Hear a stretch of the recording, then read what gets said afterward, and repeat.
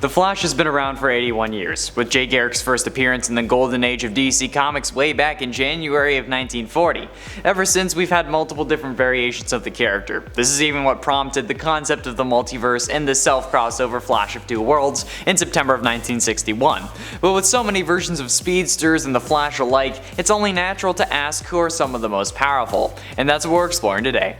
Greetings Nerd Squad and welcome back to Top 10 Nerd. I'm Colin Marone, this is the top 10 most powerful alternate versions of the Flash. Let's do it. And at 10, Future Flash. The Future Flash is certainly a powerful version of Barry, but he's not really from another reality, but from an alternate future that he wants to prevent from happening, hence why he's at number 10. The Future Flash is a version of Barry Allen from the future who blamed himself for the death of Wally West. So in an effort to correct that mistake, he tries to prevent this tragedy by killing people.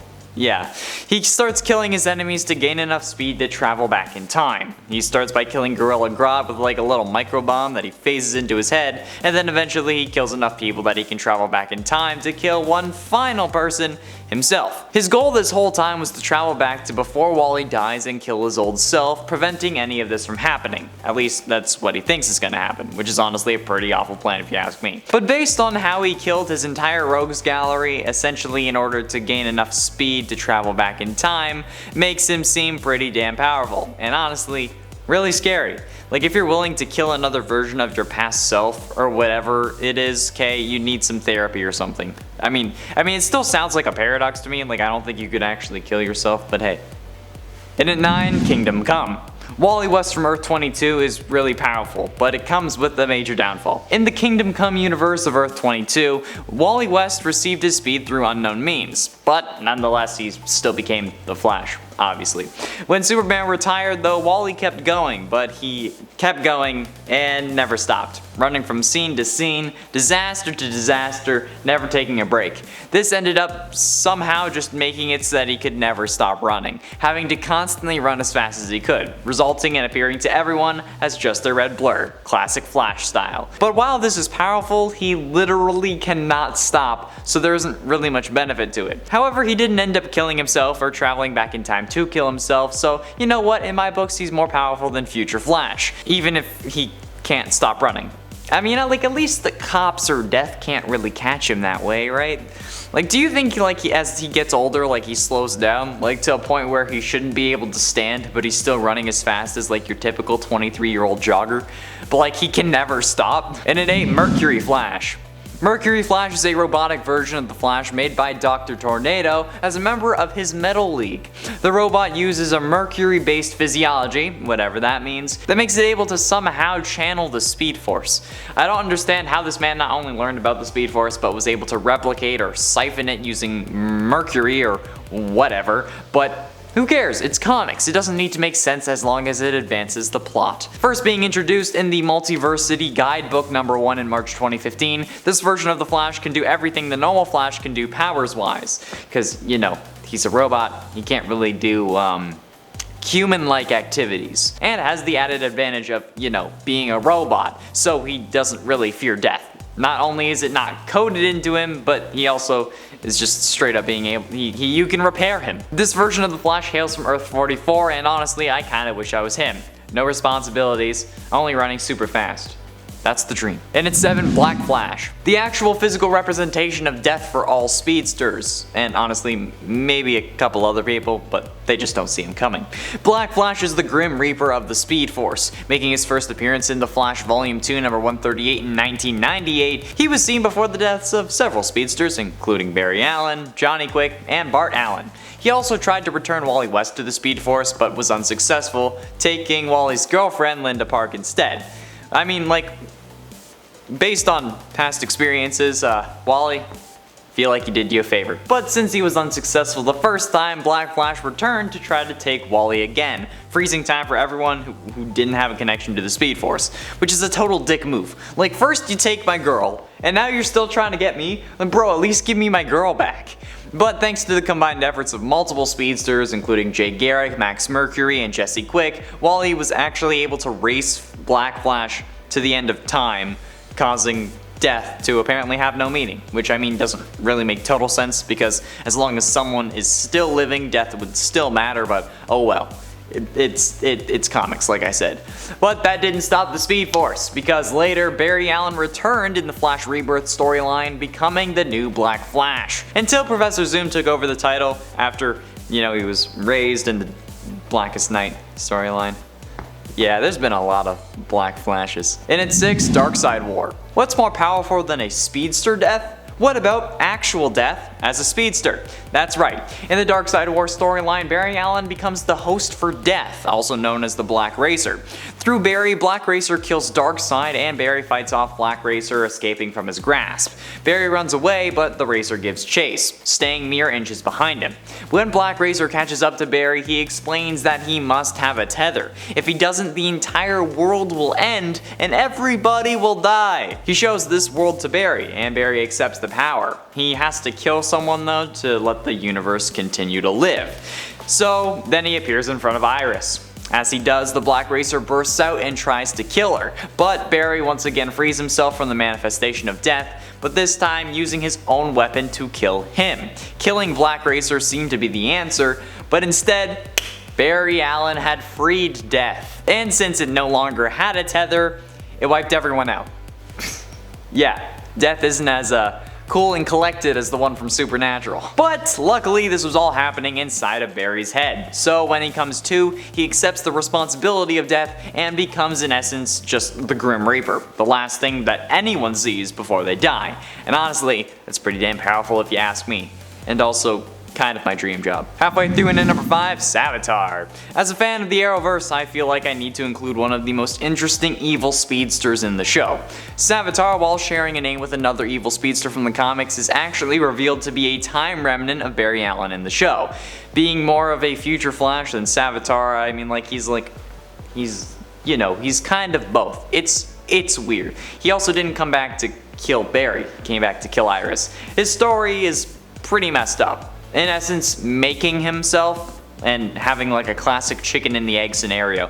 Which came first, Savitar or the Time Remnant? Neither, they both kind of made each other. In the post-Flashpoint Arrowverse timeline, Savitar comes back from the future after escaping a Speed Force prison to kill Iris West before her and Barry can get married. This causes Barry to create as many Time Remnants as he possibly can because he is willing to kill himself in order to save Iris. Yeah, the Savitar kills them all because he's a future version of Barry. He knows what's gonna happen. Except he spares one. The one he spares is gonna become Savitar because he gets shunned by the rest of the team for not being the real Barry Allen, even though he is still the real Barry Allen. Whatever.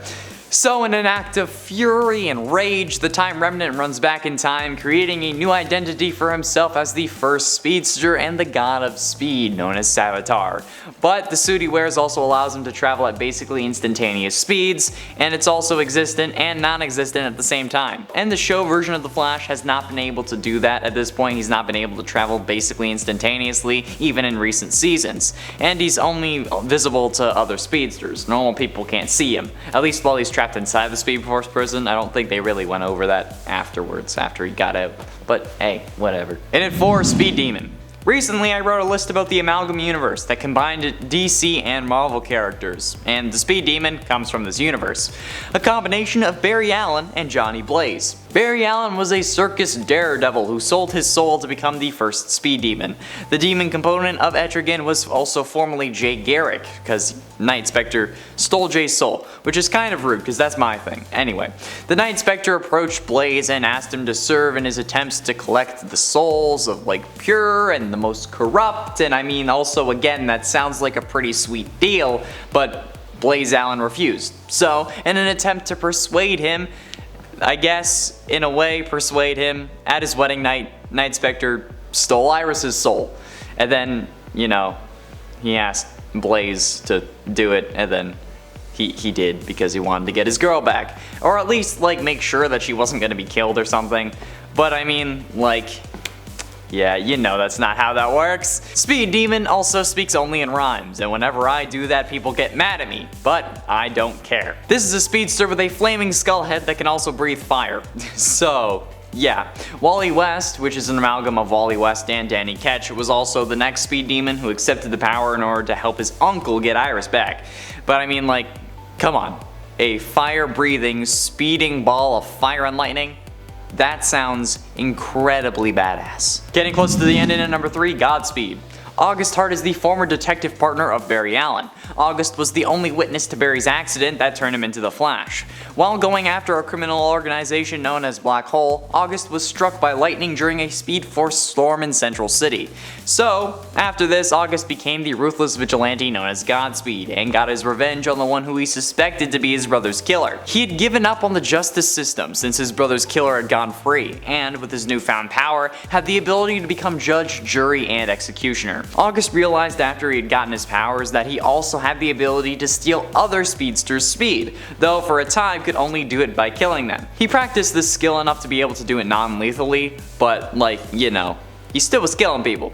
So with his new godlike speed, August was able to move so fast that he could create duplicates of himself at any given time, allowing him to give the illusion that he and Godspeed were two different people, which is pretty damn sick, considering the alternatives are Speed Mirage and Time Remnant, which aren't really the same thing. And I mean, the CW show also did kind of adapt this with all the Godspeed clones during the Godspeed War storyline, which I mean they should have went into more, but oh well. Penultimately, in at number 2, Red Death. Red Death is a speedster that is an evil combination of Batman and the Flash, which already sounds terrifying, but wait till you hear his story. The Bruce Wayne of Earth 52 started off fighting crime with Robin, but Robins kept dying left, right, and center.